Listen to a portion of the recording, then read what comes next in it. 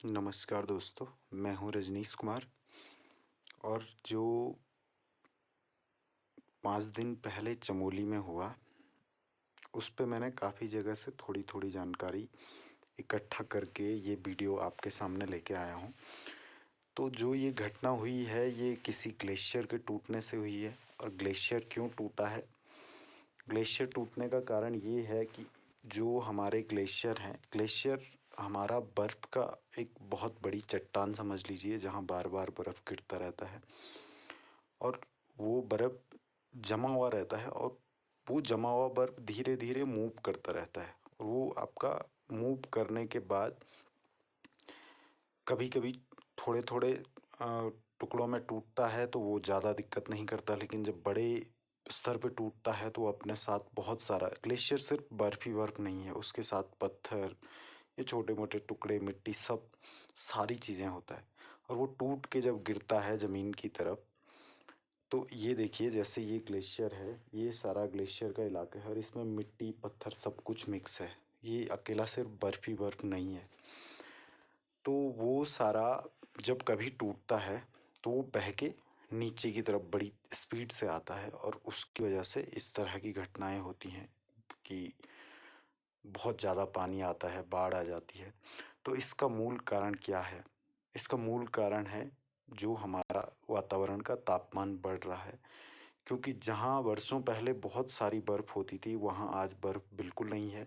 जैसे कि हम आस-पास के हिमालय में भी देख सकते हैं कि जब हम बचपन में छोटे-छोटे थे, आज से लगभग 20-25 साल पहले, तो वहाँ खूब बर्फ़ दिखती थी। और आजकल वहाँ सर्दियों में भी बर्फ़ नहीं दिखती है।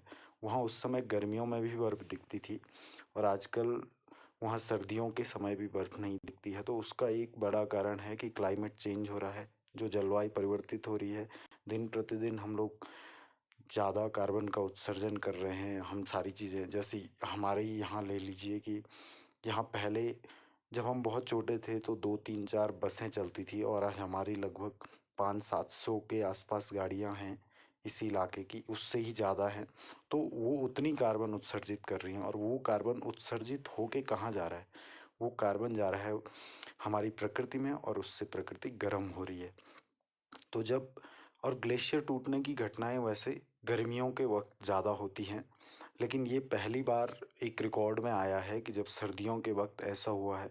और ये सर्दियों के वक़्त हुआ है, तो इसके पीछे का कारण क्या है? अब आप देख लीजिए कि हम चारों तरफ आग लगा रहे हैं, हम जंगलों को जला रहे हैं।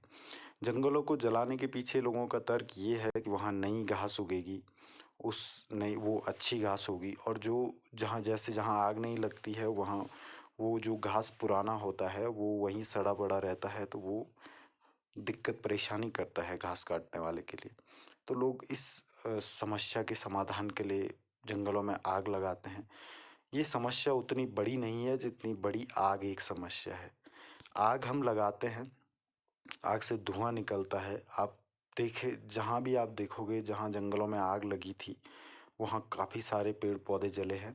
और वो पेड़ पौधे हमारे लिए जीवनदायी हैं, वो हमको ऑक्सीजन देते हैं, उनकी वजह से बारिश आती है, उनकी वजह से आपको छाँव मिलता है, उनकी वजह से प्रकृति में जो मिट्टी का जो हमारा स्लाइडिंग होती है, ज़मीन का टूटता है बरसात में, वो सारी चीज़ें रुकती हैं। और अगर हम उनको काटते जाएँ, जलाते जाएँ, तो ये चीज़ें उस तरह से नहीं हो पाएँगी जिस तरह से अभी तक हमारे पूर्वजों ने हमारे लिए संजो के रखी हुई थी। तो एक हिमालयी क्षेत्रों में जो बाढ़ आई है, चमोली की बाढ़, उसका एक और फैक्ट ये भी है कि हिमालयी क्षेत्रों में झीलें बहुत होती हैं, जो छोटी-छोटी ग्लेशियर से बनी हुई झीलें हैं। तो वो उन झीलों में जो पानी जमा होता है, अगर कभी उस पे ऊपर से उसके ग्लेशियर गिर जाता है, तो ये प्राकृतिक रूप से बना हुआ जो हमारा बांध है, जो हमारा डैम बना हुआ है, ये उस प्रेशर की वजह से टूट जाता है। जैसे कि अ, वैज्ञानिक कहते हैं कि हिमालय एक नया-नया पर्वत है, बहुत नया पर्वत, मतलब बाकी जो पर्वत हैं दुनिया के, उनमें से सबसे नए पर्वतों में से माना जाता है। तो यहाँ हर प्रतिदिन कुछ न कुछ परिवर्तन होता रहता है। और जो ये परिवर्तन है, उसी की बदौलत है ये सारी चीज़ें कि वहाँ ग्लेशियर की झीलें बनी होती हैं और माना कभी कोई ऊपर से ग्लेशियर टूट के उस झील पे पड़ जाता है तो वो पानी जो प्राकृतिक रूप से एक कच्चा सा मिट्टी का बांध बना हुआ था उस बांध को तोड़ के ले आता है और वो जब तोड़ के लाता है तो वो एक बाढ़ का रूप ले लेती है। और ये जब बाढ़ का रूप लेती है तो इस तरह की घटनाएं होती हैं जिस तरह की घटनाएं अभी हुई है और इसमें काफ़ी नुकसान हुआ है। तो इस तरह की घटनाएं होती रहेंगी अगर आदमी हम लोग जो उन ग्लेशियरों को छोटा करते जाएंगे। अभी जब ग्लेशियर जहाँ नीचे नीचे था कच्ची ज़मीन में रहा होगा तो वो जमा हुआ था, लेकिन अब हमने उस उतना प्रदूषण फैला दिया है कि वो पीछे पीछे चलता जा रहा है। तो इस तरह की टूटने की घटनाएं भी बढ़ती जाएंगी और इस तरह की बाढ़ भी आती रहेगी। फोटो में किसी ग्लेशियर का 1921 का ये फ़ोटो है। ये 1921 का फ़ोटो है। देखिए यहाँ चारों तरफ बर्फ़ है और ये हमारा जो नीचे का फ़ोटो है ये हमारा 2009 का फ़ोटो है। तो ये देखिए यहाँ 1921 में जहाँ जहाँ बर्फ़ थी, 1921 में यहाँ पे बर्फ़ थी, इधर इधर सभी जगह ये नीचे नीचे यहाँ पे 1921 में बर्फ़ थी यहाँ पे, फिर यहाँ पे भी बर्फ़ थी, यहाँ पे जहाँ पे बीच में झील है यहाँ पे भी बर्फ़ जमी हुई थी, एक ग्लेशियर थी। तो ये सारा पिघल के यहाँ मिट्टी आ गया है, बर्फ पीछे चले गया है। तो जैसे हमारा सबसे बड़ा ग्लेशियर है इस क्षेत्र का गंगोत्री ग्लेशियर, उससे भी कहा जाता है कि वो बहुत तेज़ी से सिकुड़ रहा है, हर साल कई मीटर खिसक जाता है पीछे। तो जैसा कि आप जानते हैं कि जो हमारी नदियाँ हैं, जो हमारी जीवनदायी नदियाँ हैं, वो सभी ग्लेशियरों से आती हैं। अगर ग्लेशियर नहीं होगा, हिमालय पे बर्फ़ नहीं होगा तो हमारी नदियों में पानी नहीं होगा और हमारी नदियों में पानी नहीं होगा तो सबसे पहले ये पहाड़ रेगिस्तान बन जाएंगे।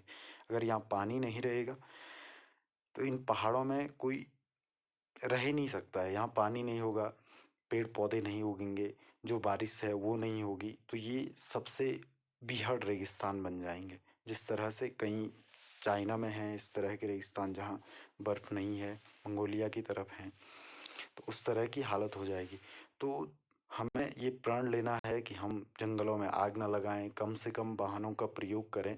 हम वाहनों का प्रयोग जैसे हम पब्लिक ट्रांसपोर्ट का यूज़ कर सकते हैं जहाँ 5-7 लोग एक गाड़ी का यूज़ कर रहे हैं। अगर हम सेपरेट सेपरेट कार का यूज़ करेंगे तो उससे प्रदूषण बढ़ेगा, कार्बन उत्सर्जन होगा। और जो फिर हमारे जो लीडर्स हैं उनको भी सोचना चाहिए, जैसे पेरिस एग्रीमेंट है उसको अप्लाई करें, इलेक्ट्रिकल व्हीकल हैं उनको बढ़ावा दे, सौर ऊर्जा को बढ़ावा दे, कम से कम धुआं आए, फैक्ट्रियों में भी नई नई टेक्नोलॉजी इंट्रोड्यूस की जाए। तो ये सारी चीज़ें हैं जिससे अब हम अपनी नदियों को, अपने हिमालय को, अपनी भूमि को, अपनी मातृभूमि को बचा सकते हैं। तो दोस्तों इस पे गौर ज़रूर कीजिए। Thank you. अगले वीडियो में फिर आपके सामने प्रस्तुत होंगे।